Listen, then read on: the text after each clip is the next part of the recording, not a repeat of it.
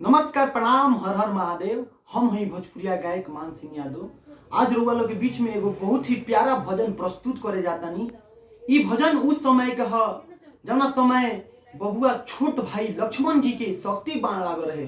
तो राम जी कौना भाव में और कैसे रो रो के अपना भाई के जगावतनी, ये बबुआ भाव लागल। शक्ति बाण लागल लक्ष्मण के रोवेले रघुराई। शक्ति बाण लागल लक्ष्मण के रोवेले रघुराई। अखिया खोला बबुआ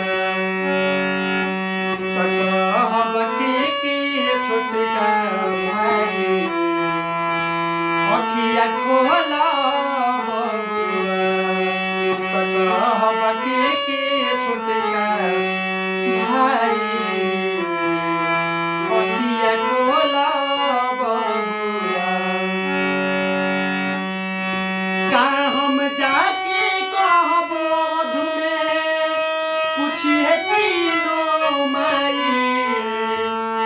का हम जाके कहब अवध में पूछिए तीनों माई। अखिया खोला बबुआ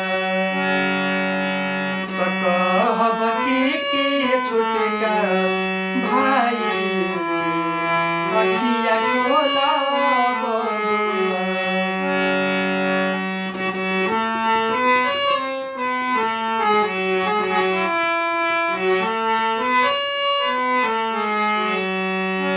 और कैसे कहते भैया,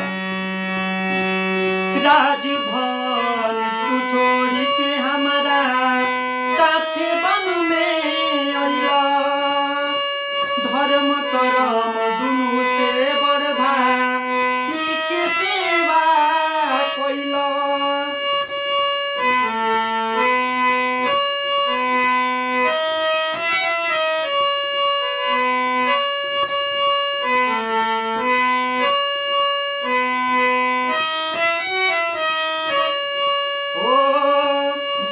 राजभवन तू छोड़ी के हमारा साथ बने अइला।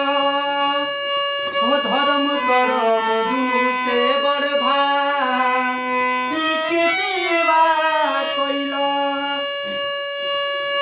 फिर बोला तहरा बिन हमारा कैसे जियल जाई। फिर बोला तहरा बिन हमारा कैसे जियल जाई। अखिया खोला बबुआ कहब के छोटका भाई। अखिया खोला बबुआ।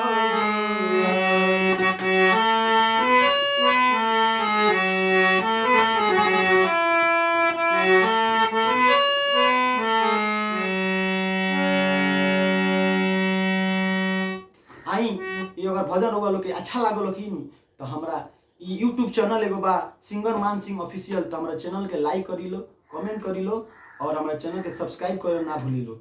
जय माता दी।